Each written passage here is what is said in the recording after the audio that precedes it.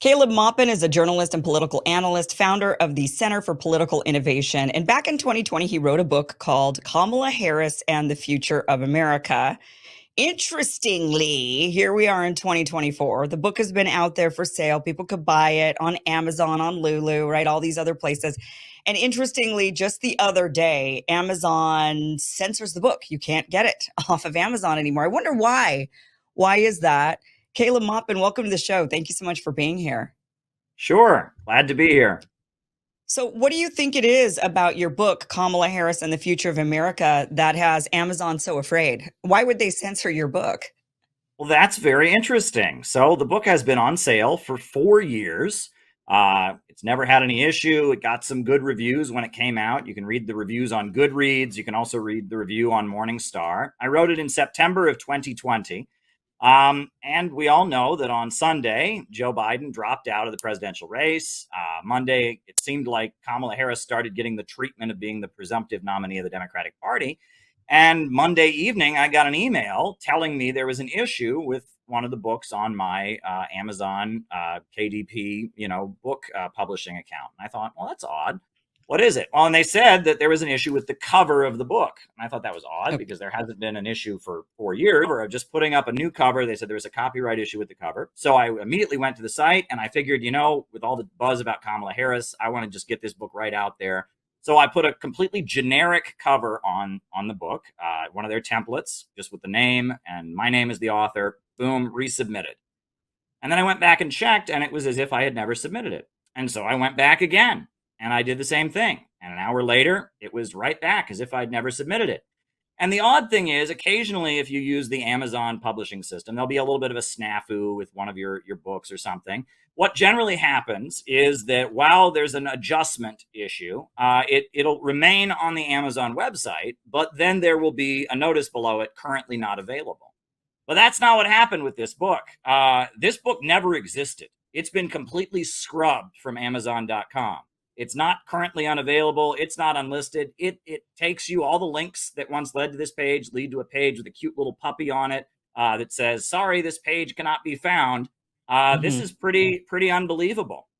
This book has been completely scrubbed. Now, as far as the issues with the cover, this cover was independently designed. The creator is Arthur Porter, whose name is actually on the back of the original edition of the book. So there shouldn't be any copyright concern with the cover. But even if there was, they should let me just re-upload it with a different cover. Yeah. But they didn't let me. So this pretty blatantly appears to be censorship. And the timing makes that pretty clear. Do you think that they're saying, I think we all know why they've censored this book because they're trying to protect Kamala Harris, but let's just give them the benefit of the doubt for a second. Is it because the image of Kamala is copyright by whoever took that picture?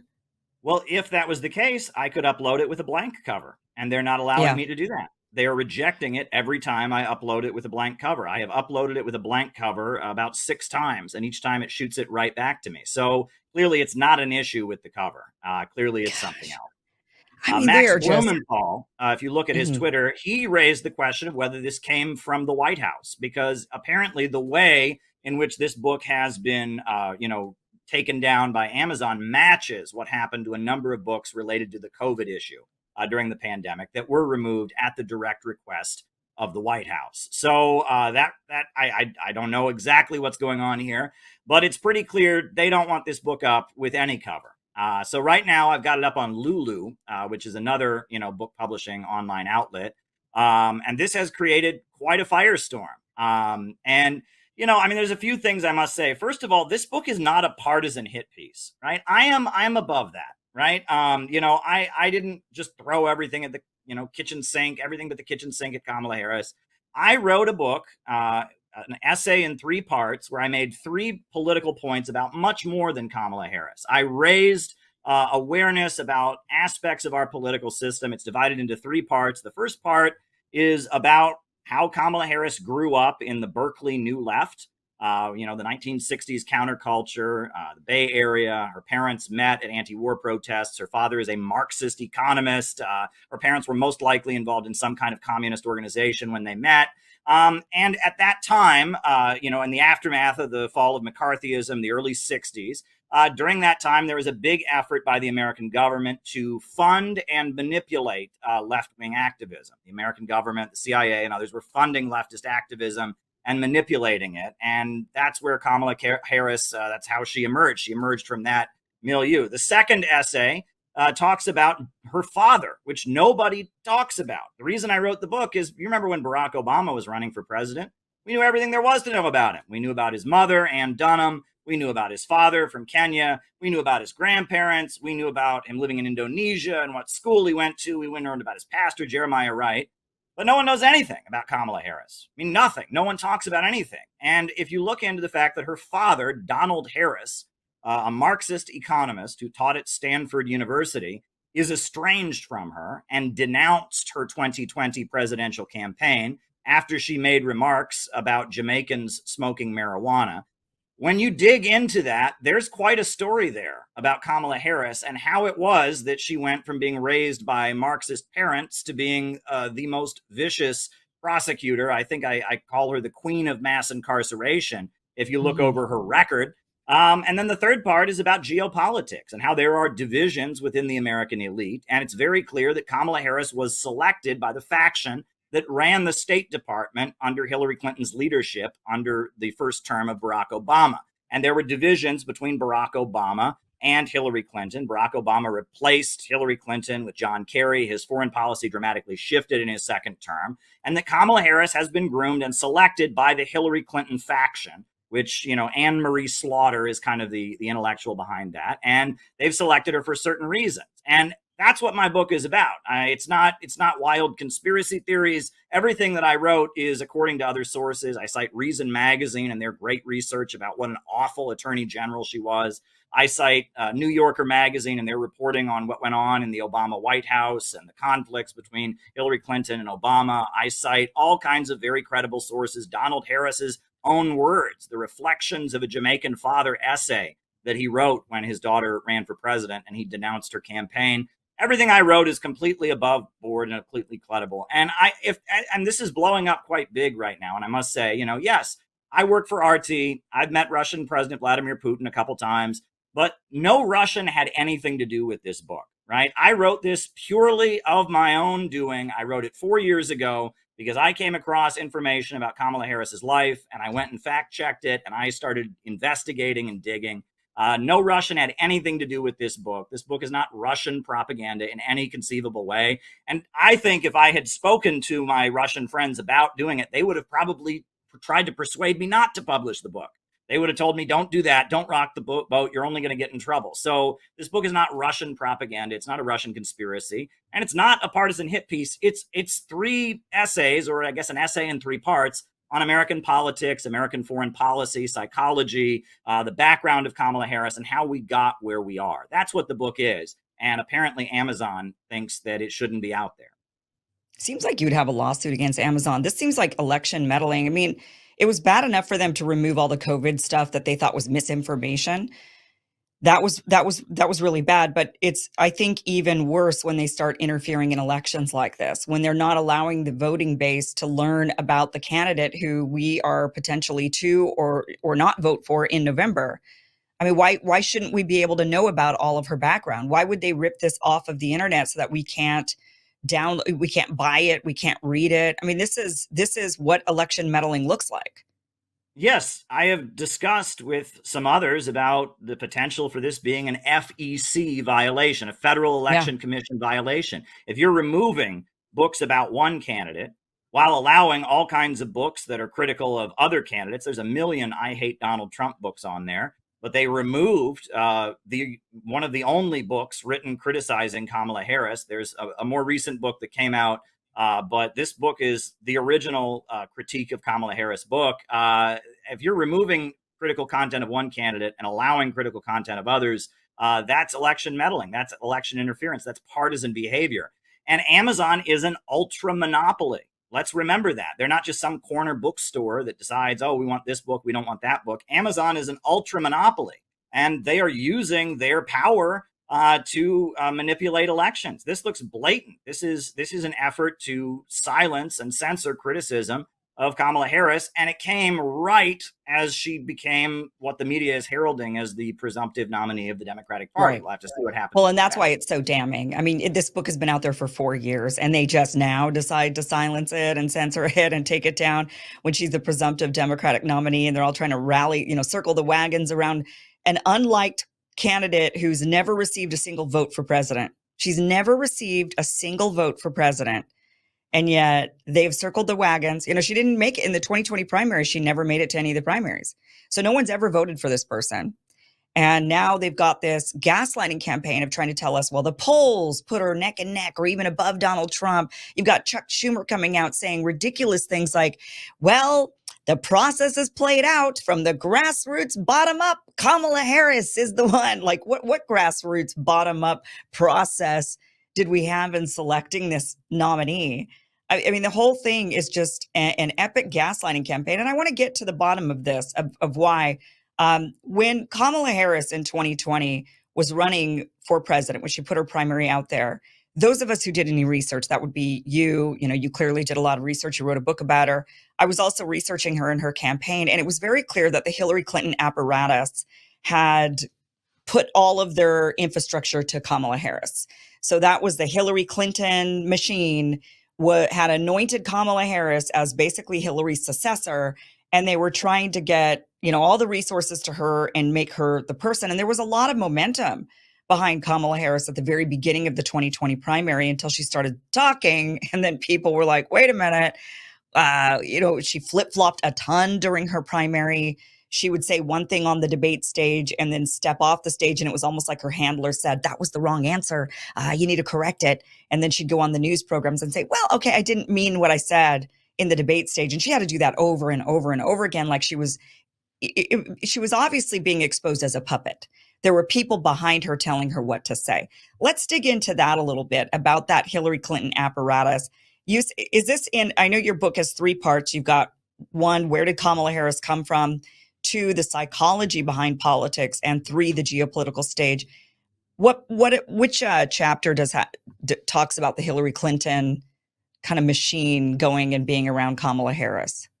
Well, that would be in chapter 3 of the book. Okay. And I talk about the fact that there was a meeting that took place on Long Island in New York. It was reported on in kind of the gossip columns of New York, Page 6 and all of that, that all of Hillary Clinton's major donors went to a meeting in the Hamptons, and they decided to pull their money from Hillary Clinton. Hillary Clinton was talking maybe having another presidential run in 2020, and they threw all their money behind Kamala Harris. She was the one that they went with.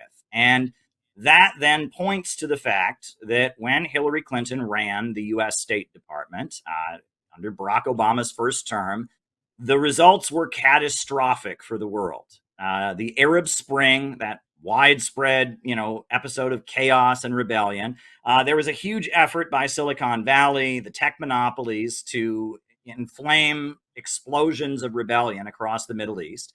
And the result was Libya, which was the most prosperous country on the African continent, being reduced to rubble and chaos and instability, terrorist groups, etc. People are now drowning in the Mediterranean trying to get out of Libya because it's so bad. It was once the most prosperous country in Africa.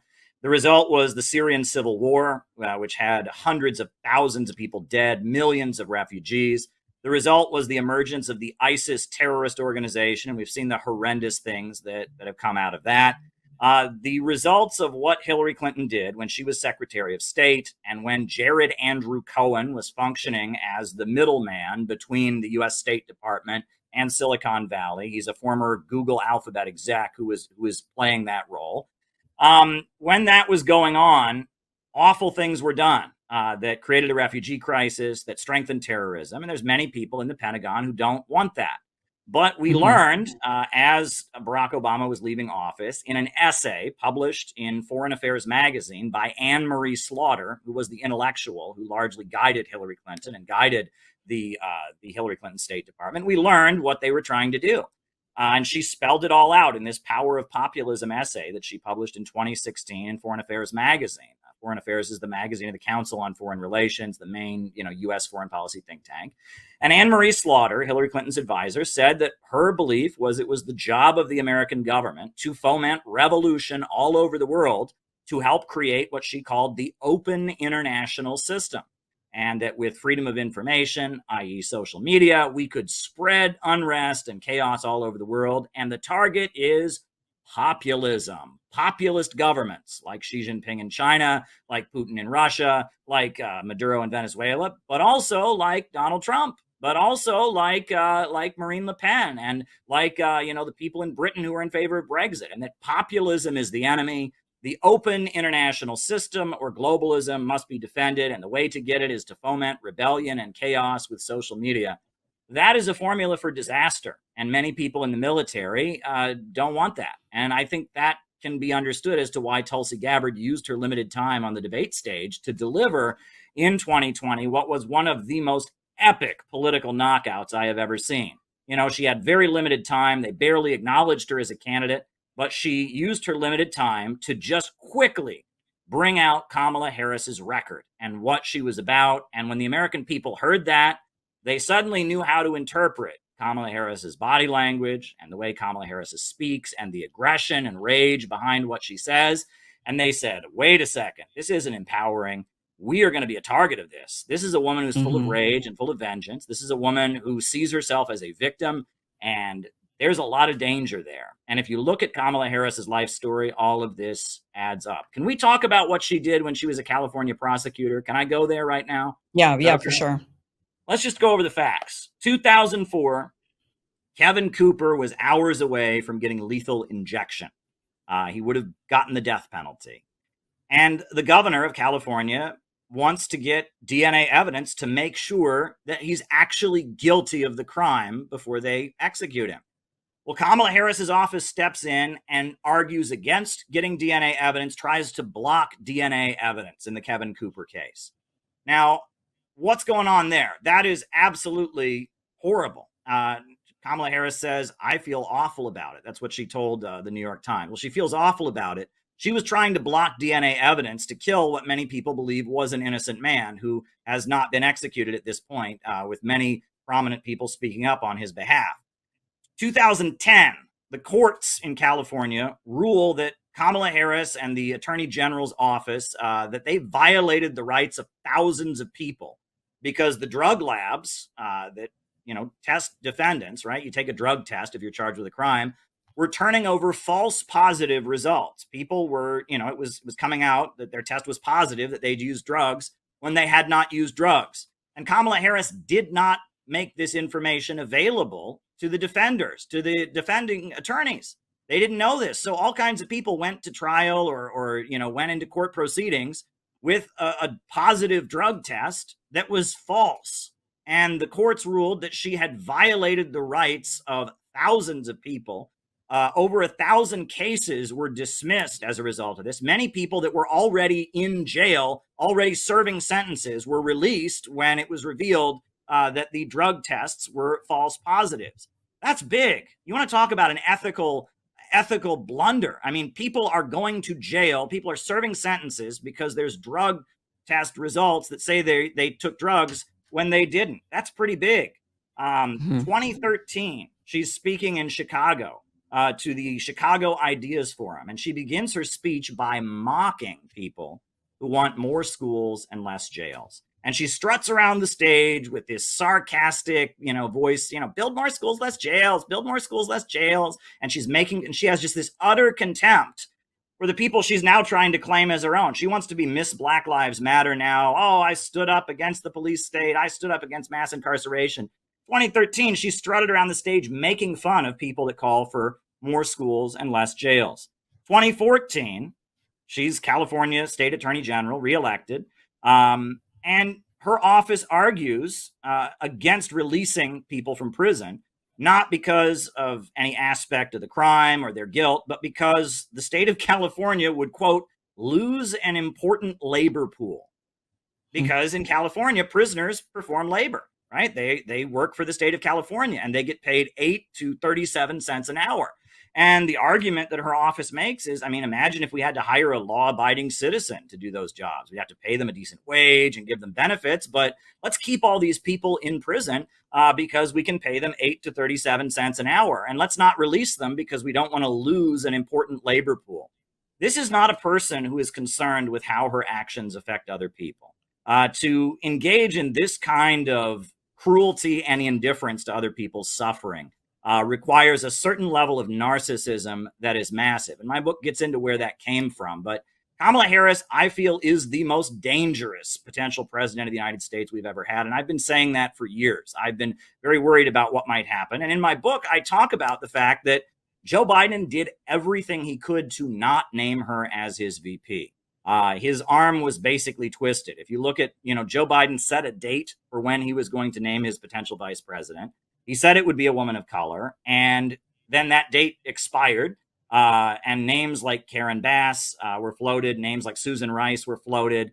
And at the last minute, they'd published the Democratic National Convention schedule. And Kamala Harris was listed on the schedule separate from the vice presidential nominee. And then Kamala Harris unfollowed Joe Biden on Twitter. And then 6 hours later, they named her the VP. It was very clear that there was a lot of last minute negotiations, and every effort was made by Joe Biden to pick somebody else. But there are very powerful people in the deep state who want Kamala Harris, mainly because they see her as a vehicle for continuing the Hillary Clinton foreign policy. Right. Right. Yeah.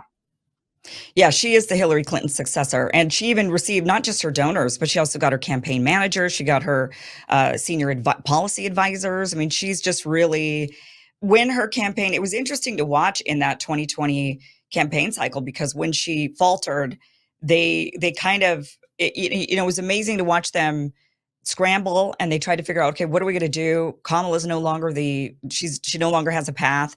What are we going to do? They tried to move the same apparatus over to Pete Buttigieg for a minute there. They were like, well, okay, we got Pete Buttigieg. We'll see, if he's malleable, if we could kind of, but that ultimately didn't pan out. But it was really obvious that from the very beginning that Kamala was their successor, their anointed successor.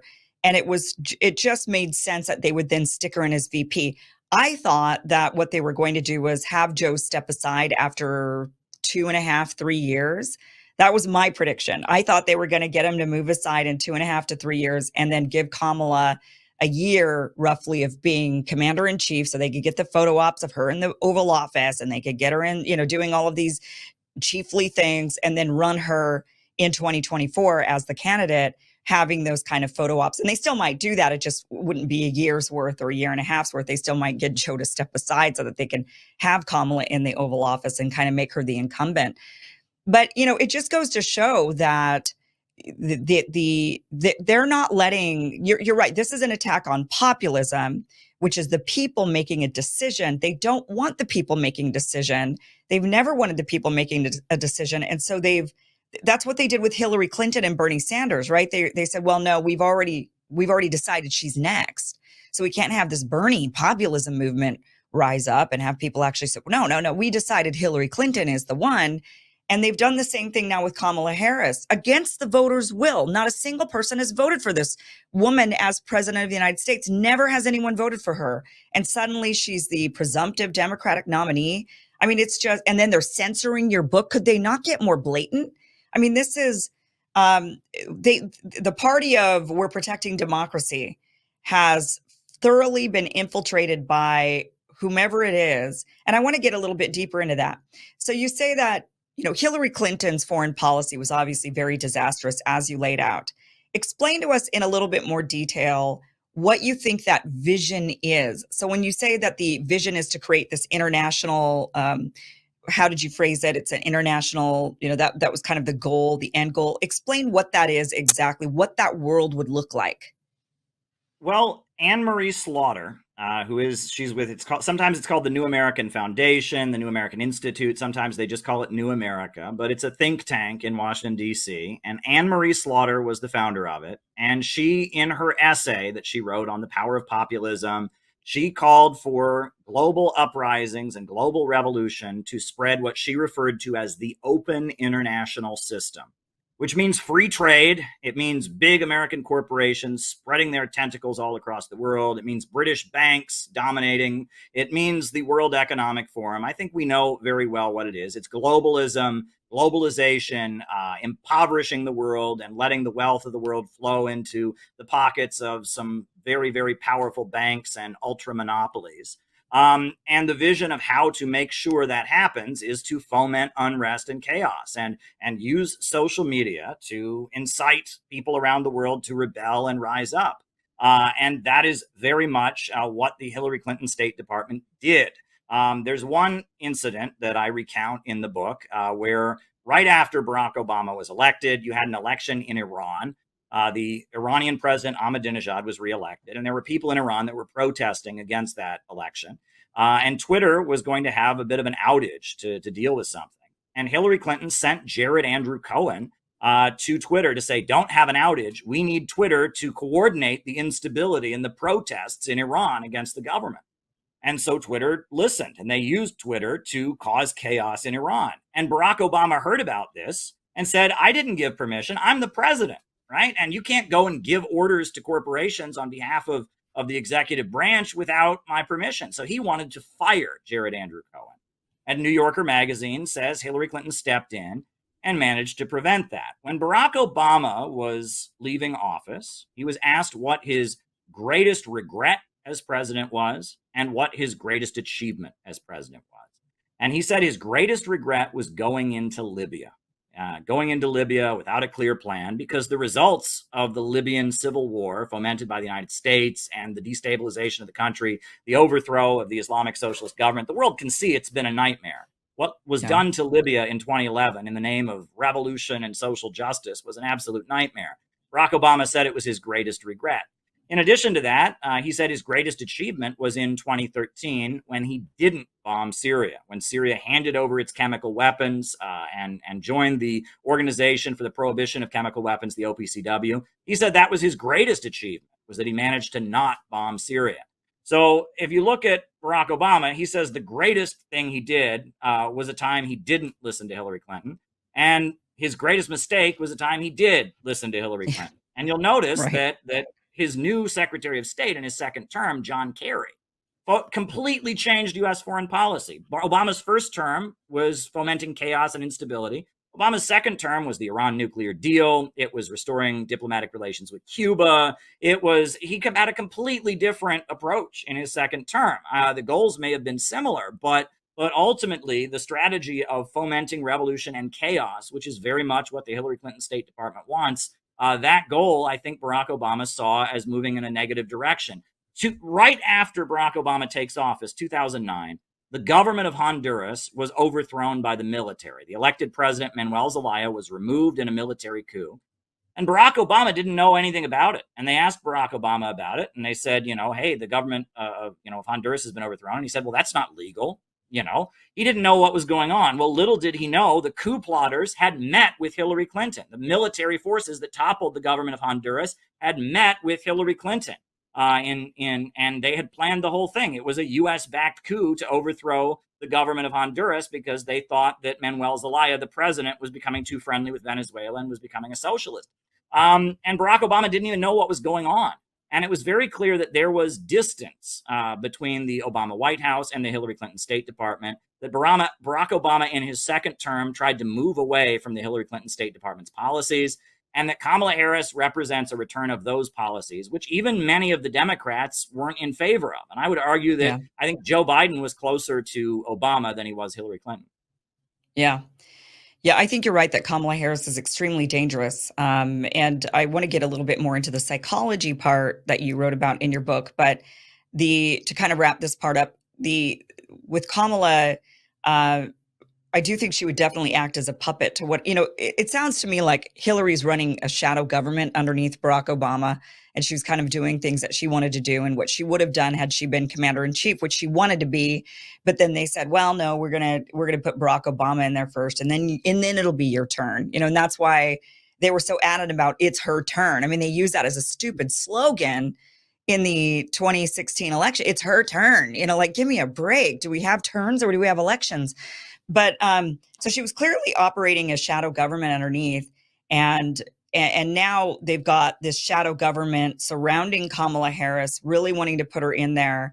I really, I mean, I had my theory that they were going to move Kamala in, and they were going to do it after a certain point of the Joe Biden presidency, so to allow Kamala 10 years potentially as president, because you could do that if she steps in as president after a certain point of Joe Biden's term, she's still eligible to run 2 full terms after that. So it would essentially give her 10 years as commander in chief, which they would love nothing more, right? And I really thought they would do that, but then she just in the polls, they never could make her likable. You know, it's like they stuck her in there as VP, and they thought, okay, if we just keep her in front, and now she's second in command, maybe then people will start to like her. But nobody did. I mean, it just didn't work. Her poll numbers were worse than Joe Biden's. And yet they've still, so I was really shocked. I thought they'd given up on that and they would find some other puppet. Um, I thought that because I thought maybe there was still a shred of them caring about what the people think, you know, but clearly I've been proven very wrong because they don't give a damn about what the people think. They have shoehorned her in anyway, without a single vote, without her having gained, she lost popularity in these last few years as vice president, hasn't gained any. So, you know, it just goes to show how they have total disdain. They have disrespect. They don't care about the voters at all. At least that party doesn't care. And maybe the Republicans are a little better. I don't know. But certainly the Democrats are far gone on this. Let's get into the psychology. I think now this is where maybe you and I disagree a little bit when I was reading through your book. I think Kamala has no agenda. I don't think she personally has an agenda other than to be president. I think she just would be thrilled.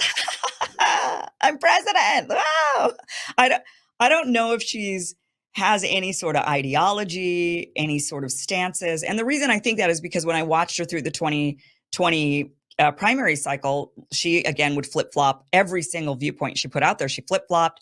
It was like she was waiting to be told what to say. So I don't think she has any other agenda other than wanting to be in a position of power, wanting that fame, wanting that title, that the achievement of having the title would be enough for her. And then she would let all of the people behind her just pull the puppet strings. She just wants to be the person with the glory in front. And I think that makes her very dangerous, extremely dangerous, because a puppet is dangerous. Who's really the person behind them when we can't see them in this shadowy government making all of the real decisions while they've got this, person that they're just parading around. But you differ on that. You actually think that she is angry, that she's got hatred, anger built up inside of her. And this has to do with, interestingly, it sounded to me, and I don't necessarily disagree with you on this, but it sounded to me like you were blaming the lack of fatherhood for a lot of these political figures. Like you're saying these people didn't have dads, Bill Clinton, Barack Obama, Kamala Harris, they didn't have dads in their lives. And because of it, they had it brings out a certain part of a person. Am I interpreting that wrong? I think, yeah, that's not exactly the point I was making. I think the important thing, and I talk about this, I open the second chapter by talking about our recent U.S. presidents and how you'll notice that they all have an oddly similar life story. That there's certain overlap in their life stories. For example, Barack Obama and Bill Clinton. Both of them didn't really know their fathers, were raised by their mothers. Their mothers married men who abused them, stepfathers who abused them. They left the stepfathers, and they stayed with their son. And their son was with them from, without a father to the stepfather, stepfather leaving, staying with them. Both of them learned at a young age that they were quite charismatic and good at giving speeches. Both of them had mothers who really wanted them to be big achievers and push them forward in life. And they both ended up at Ivy League schools, and they ended up being president of the United States. And their charm was similar. Barack Obama reminded people of the civil rights movement, and he was able to kind of charm people, not with what he actually said, but with his tone. His tone seemed very inspiring, and almost like we were in the middle of the civil rights movement. We were there with Dr. Martin Luther King Jr. And Bill Clinton was a similar thing. Bill Clinton, well, his words were not that radical, but he reminded us all of Southern populism and fighting for the working man and all that. That was not what he was doing. And Donald Trump and the former president George W. Bush also have a similar life story. Both of them had a very high achieving father, right? I mean, George Herbert Walker Bush, president of the United States, former CIA director. Donald Trump, Fred Trump, his father was a quite high achieving real estate businessman in New York City. And both of them, from a young age, were viewed as the screw up son of a high achieving father. You'll remember everyone thought Jeb Bush might be presidential material, but George W. Bush was an alcoholic. George W. Bush was arrested at a football game for rowdy behavior. George W. Bush had an issue with cocaine. George W. Bush, started a baseball team that flopped, and everyone saw George W. Bush as a party boy, as the screw up son. And so George W. Bush had something to prove. And Donald Trump is a similar story. He was sent to military boarding school. He was the bad boy in the Trump family. And so he went into adulthood with something to prove. And that became clear as he was very much trying to make a name for himself, being very flashy and in the media, et cetera. And that the psychology of you and me doesn't really matter that much, but the psychology of who's the president of the United States is very important. Right? Because Barack Obama didn't want to go into Libya, and they convinced him to go into Libya. And we now know from the memoir of Ben Rhodes and others how they convinced Barack Obama to send the cruise missiles to destroy Libya. And they worked on him for 3 days. And they told him that, Benghazi, this city, Gaddafi says when he retakes it, he's going to go house to house. And they told Barack Obama that meant he's going to kill everyone there. He's going to commit genocide. That's not what Gaddafi meant. He meant he was going to find who the terrorists were. But they told him he's going to go house to house. He's going to kill everyone in Benghazi. And you're going to be remembered, Barack, as the president who didn't stop a genocide, And you could have helped these people and you didn't. And they worked on him for 3 days. And finally, he gave in and he sent the cruise missiles in. And it was very important to know Barack Obama's psychology, to know that Barack Obama had seen his mother being domestically abused and beaten by his stepfather and couldn't do anything about it. And that he very much had his own damage and his own issues. And that was key in getting him to do what they wanted. And so that's why looking into the background of Kamala Harris is interesting, because Kamala Harris invokes her own childhood more than any other politician I have ever seen. We all know the catchphrase, "That little girl was me."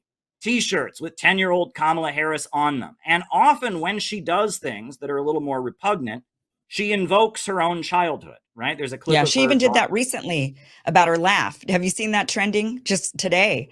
It's been trending that, just today. They did exactly what you're talking about, where they say that people have been getting on her case about her laugh.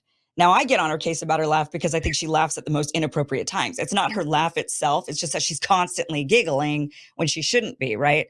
So she sits down in an interview and you know what she says?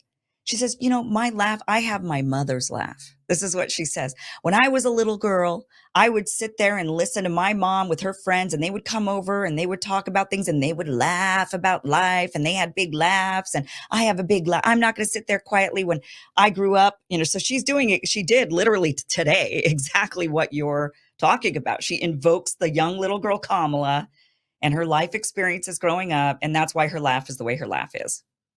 Right. And I mean, Kamala Harris is well over 50 years old, but she's invoking her childhood endlessly.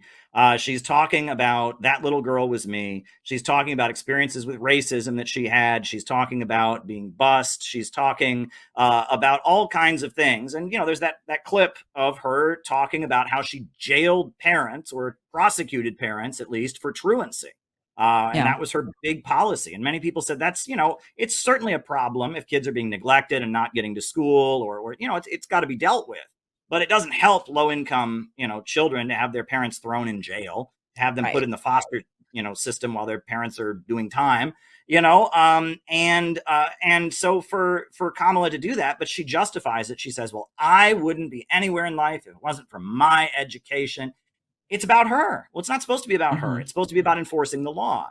But the fact that she invokes her own childhood so endlessly, and that, kind of like what you just talked about with today, with this anecdote about people made fun of her for her laugh or whatever, she sees herself as a victim.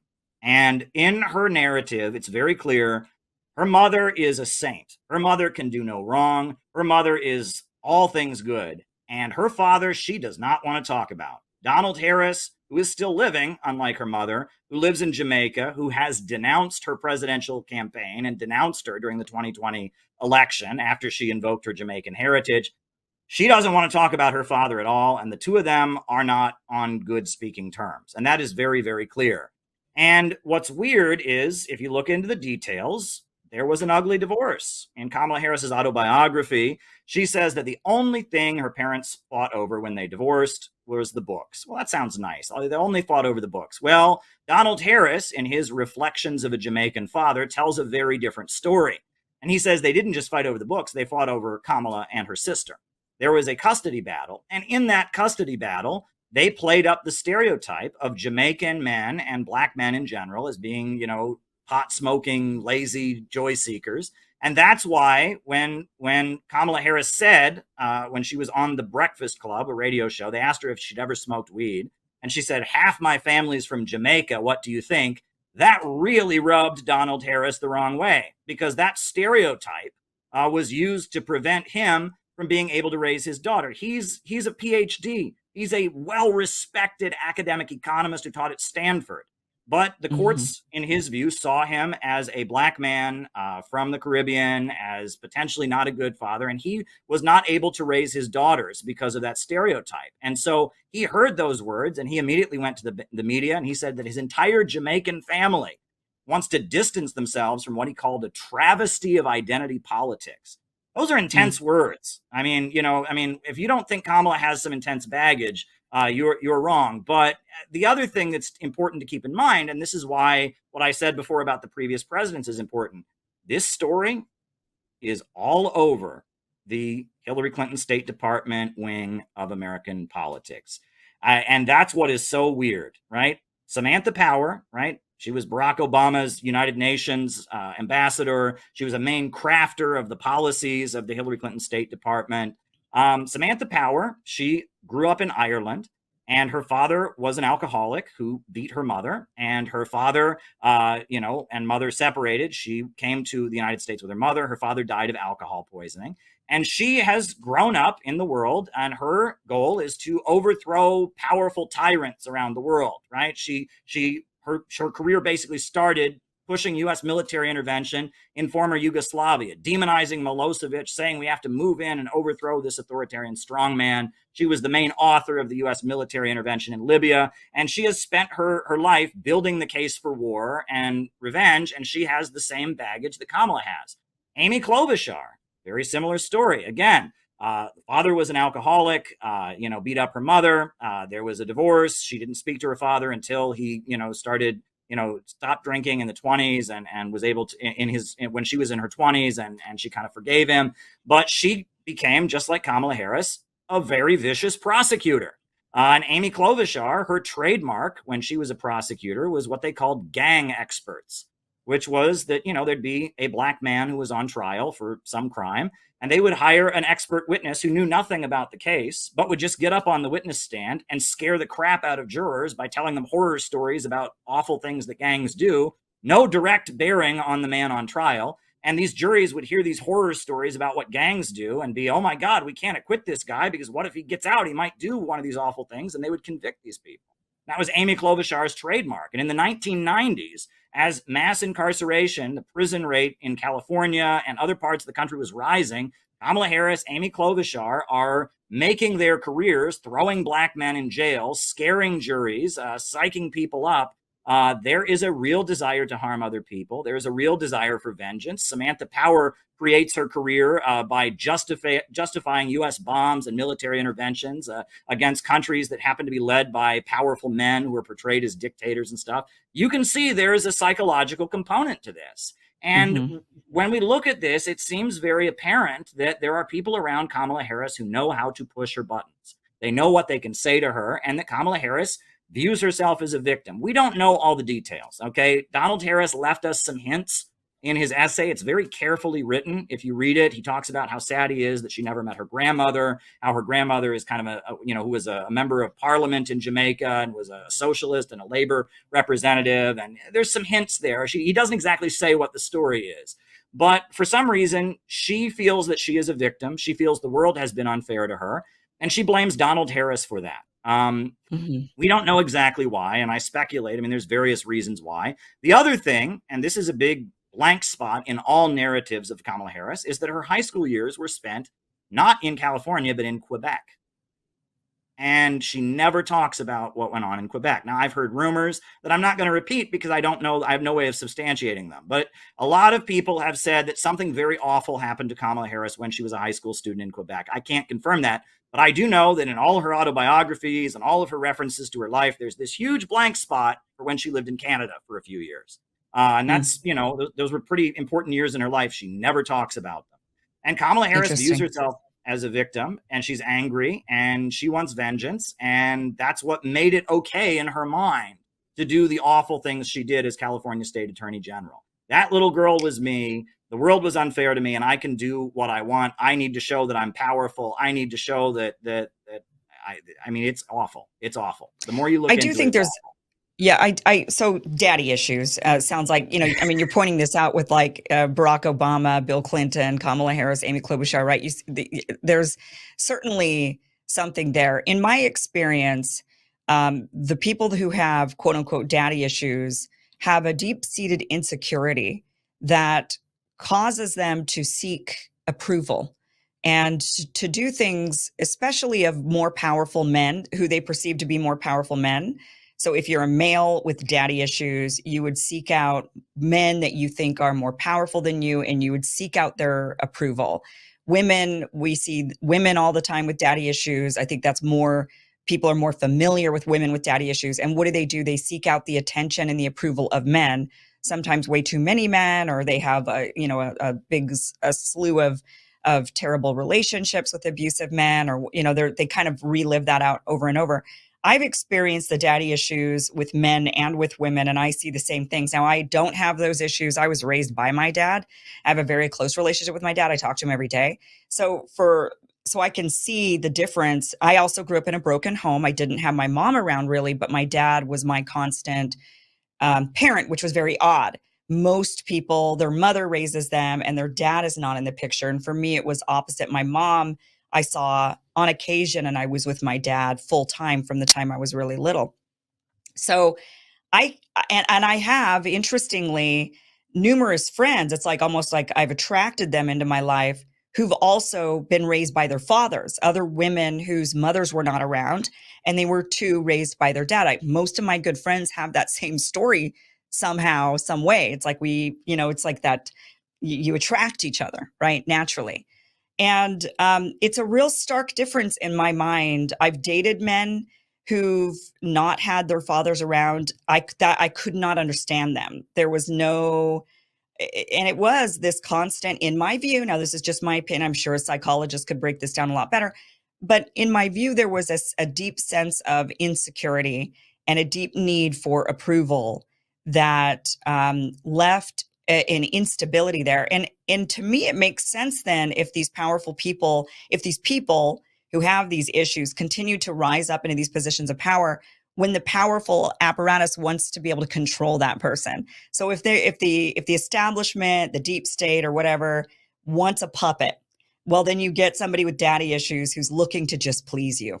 They just want to, oh, anything you need me to do, I will. What is it that I need to do in order to be liked, in order to be approved of, in order to be pleasing to you? I will do that, versus somebody who's had a very stable family home. And even more so, I mean, I've always, because of my personal experiences and talk and seeing women who've not had their fathers around and men who've not had their fathers around, being with people like my husband, who has, his parents are still married after 40 something years together, seeing all those differences. I personally, and I've said this, I don't really talk about it publicly as much on this show just because it's, not really the topic, but I've always said, I do think that the world got it a bit wrong. I think fathers are actually more important than mothers. They're both very important. They're both very important, but there's something about what a father brings to the child, a sense of security, a sense of self, a sense of self-worth, that without that, you see entire populations, unfortunately, even this country, run amok. Right? They demand when their fathers are ripped from them, incarcerated, they're not around. You see how that creates a sense of insecurity and instability within even a community. So I think fathers are incredibly important, and I even argue even more important than mothers. I think mothers bring an enormous amount of wonderful things to their children, but the sense of self insecurity, I think, comes from a father. And so if you can find leaders that don't have that, I mean, just imagine all the manipulation you could do. And it's interesting that you point out that every single one of them doesn't have that relationship. I mean, what are the chances in this country? What are the I mean, I know we have a lot of divorce, but we also have a lot of not. We have a lot of people who never. My grandparents on my dad's side never divorced. I grew up at my grandparents. I was there a lot. My dad raised me, but of course he was a single guy trying to raise a little girl. And so he took me to my grandparents' house every day. I was there seeing my grandmother and grandfather married till the day they died. You know, there's enough of that. There's enough people in this country who have homes, you know, intact homes, who have good fathers. Why is it that these leaders continue to have that same story over and over and over again? Isn't that odd? Well, I've heard it said before that in intelligence circles, one is considered an asset, not if they're hired by the intelligence agency, not if the intelligence agency can give them orders and tell them what to do, but rather when the intelligence agencies can predict their behavior in any given circumstance.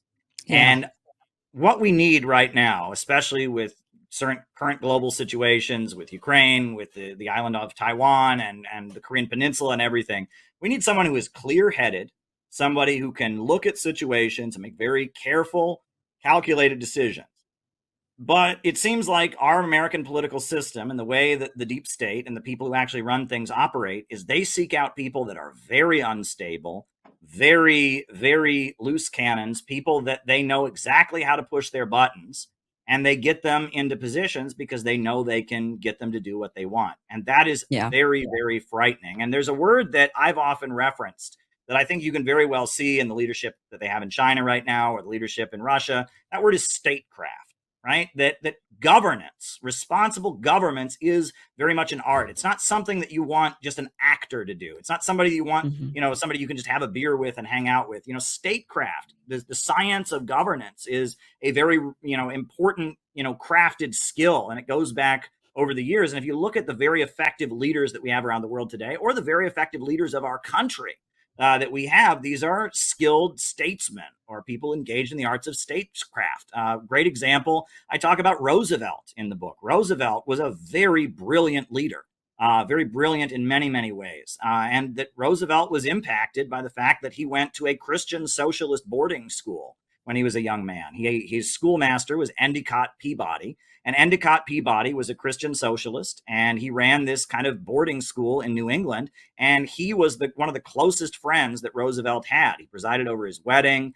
He presided over church services on the day of his inauguration. And that Roosevelt really looked up to this Christian socialist schoolmaster that he had when he was a young man growing up in New England. I talk about Abraham Lincoln and how Abraham Lincoln very much played that role for the country. He was a populist. He was, from the wild, unsettled territory of Illinois. He was a country lawyer who had fought for the downtrodden and fought for low-income people and called out the rich and powerful. And that in a lot of ways, populism is not something to be afraid of. Populism means empowering ordinary people, means bringing ordinary people into politics and enacting an agenda of making life better. And I don't think we should avoid populism. And that this whole concept, we're talking about fathers and mothers and all of this. This is all important because this is what, Sigmund Freud talked about, the concept of transference, right? And that when you are a child, your relationship with your parents is the most important relationship in your life. And throughout life, you will transfer that relationship into how you see other people. And there's no way to avoid that. That just happens.